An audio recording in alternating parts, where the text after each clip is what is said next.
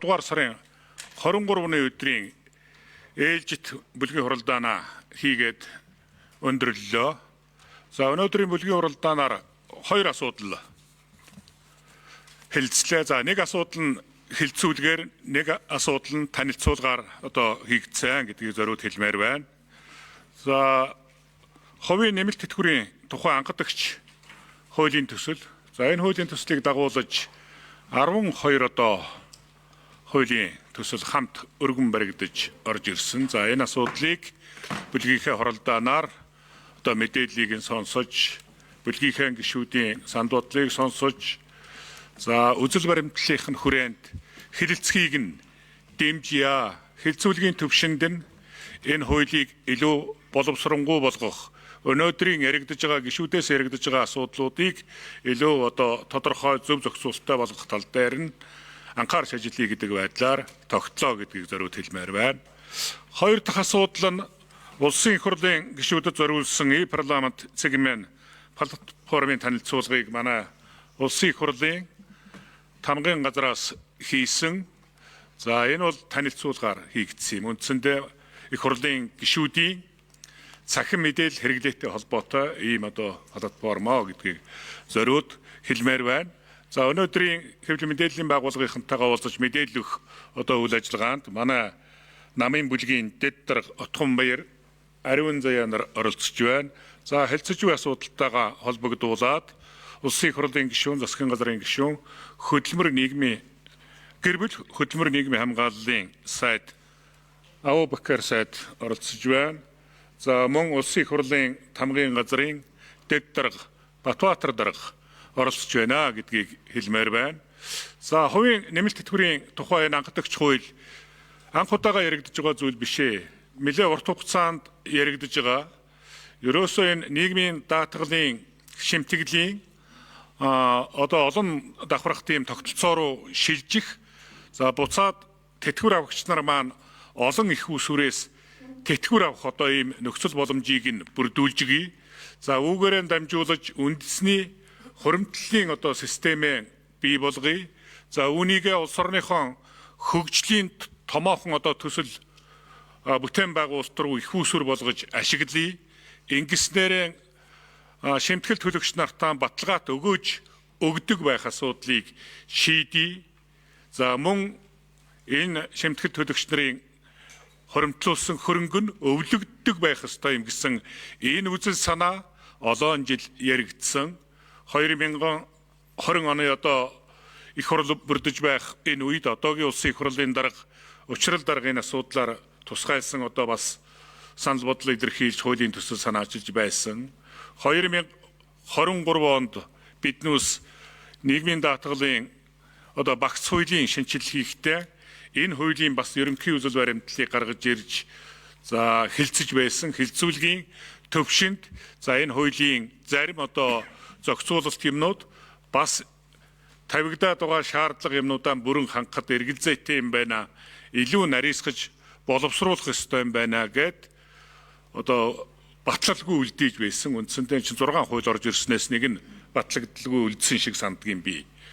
Ийм зүйл байгаа юм. За тэгээ энэ хугацаанд манай энэ холбогдох мэрэгжлийн яам, холбогдох агентлагууд, санхүүгийн зохицуулах хороо, энэ холбогдох мэрэгжлийн байгууллагууд хамтарсан судалгаа тооцооллууд хийгээд энэ хуулийн төсөлтэй хууль хоорондын нийцэл хангагдсан байх 12 хуулийн төслийг хамт өргөн мэдүүлсэн гэдгийг зориуд би илэрхийлэх байна. За ингээд би Абубакар сайдыг хуулийн төслийн талаар тодорхой мэдээллийг манай хэвлэл мэдээллийнхэнд өгнө гэж урьж байна. Та энд суух юм. Тэгэхгүй бол энэ олон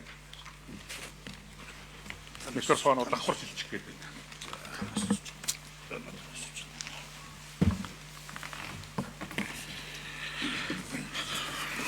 За та бүхэнд энэ өдрийн мэндийг хүргье. Ингээд гэр бүл хөтөлбөр нийгмийн хамгааллын яамнаас хувийн нэмэлт тэтгэврийн тухай анхдагч хуулийн төслийг засгийн газар дээр дэмжигдээд өнөөдөр улсын их хурлын Монгол Ордын намын бүлэг дээр танилцуулаад дэмжигдлээ. За энэхүү хууль маань Монгол улсын урт дунд хугацааны хөгжлийн бодлого хөтөлбөрт тэтгэврийн даатгалыг олон давхар тогтолцоонд шилжүүлэх, ахмад настан олон их усрүүхий тэтгэврийн орлоготой байх нөхцөлийг бүрдүүлэх зорилт дэвшүүлсэн байдаг Монгол улсын хувьд. Түүнчлэн хувийн тэтгэврийн хуримтлалд хамрагдах иргэдийн оролцоо нэмэгдэж байгаа. За өнөөдрийн байдлаар 135 орчим мянган иргэн маань хувийн нэмэлт хэлбэрээр одоо даатгуулагч болсон байдаг. Ингээд 80 гаруй тэрбум төгрөгийн хуримтлал үүссэн байдаг. Гэтэл энийг одоо зохицуулж байгаа хууль эрхцэн орчин одоо манай улсад байдаггүй. За нэгдүгээрт одоо эдгээр одоо 130 гаруй мянган иргэдийн эрх ашгийг хамгаалах цаашдаа мөн одоо нэмэгдэх энэ хувийн нэмэлт тэтгэврийн санд би одоо даатгуулъя гэсэн иргэд одоо жилээс жилд өсөж байгаа. За энэ хүрээнд бид нар эрх зүйн орчинтой болгох хувийн нэмэлт тэтгэврийн тухай хуулийн төслийг оролцогч талуудын оролцоог хангаж нийтдээ 11 бүлэг 49 зүйлтэйгээр шинжилэн боловсруулсан. Хуулийн төслийг засгийн газрын хуралдаанаар 2026 оны 3 сарын 18-ны өдөр одоо хилцүүлэн одоо дэмжүүлээд одоо улсын хуралд өргөн барьсан байгаа. Хувийн нэмэлт тэтгэврийн тухай хууль батлагдсанаар ажил олгогчид хүний нөөцийн шинэ бодлого хэрэгжүүлэх, ажилтнаа тогтвор суурьшилтай ажилуулах, нийгмийн хариуцлага хэрэгжүүлэх, бүтээмжээ нэмэгдүүлэх ач холбогдолтой бол урт хугацааны дотоодын хөрөнгө оруулалтын их үүсрийг нэмэгдүүлж байгаа. За одоо хувийн нэмэлт тэтгэврийн сангууд маань хөгжиж одоо олон одоо хувийн нэмэлт тэтгэврийн сантай болох нь шүү дээ. Энэ санд дээр одоо төвлөрсөн мөнгийг дахиад өөр бусад салбар руу хөрөнгө оруулалт их одоо шинэ одоо хөрөнгө оруулалтын их үүсвэртэй болж байгаа нэгдэлтэй. За иргэдийн хувьд хувийн нэмэлт тэтгэврийн хуримтлал үүсгэж хуримтлалаасаа сонгож нэг удаа тодорхой хугацаанд мөн насан туршдаа тэтгэвэр авах боломж бүрдэнэ. За хувийн нэмэлт тэтгэврийн сан дээр одоо бий болсон одоо даатгуулсан төлсөн төр шимтгэлээ цаашдаа өвлүүлэх боломж бүрдэж байгаа. Мөн иргэн тэтгэврийн наснаас өмнө хөтөлбөрийн чадвар алдсан тохиолдолд тэтгэвэр тогтоолох эрхтэй мөн одоо саяны хамгийн чухал зүйл бол тэтгэврээ өвлүүлэн үлдээх юм харилцаа бий болж байна гэсэн үг. За асуулттай гişүүд байвал хариулах.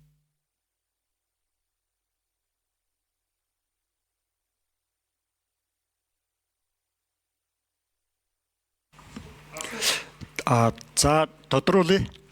Тэгэхээр одоогийн тэтгэврийн сангаас тодорхой хувийг нь одоо хувийн нэмэлт тэтгэврийн сан руу шилжүүлэх асуудал хөндөгдөх үү? За өмнө энэ асуудлыг бас тавьж улсын хурлын гишүүд байр суурийн зөрүүтэй нөхцөл байдал ч үүсэж байсан шүү дээ.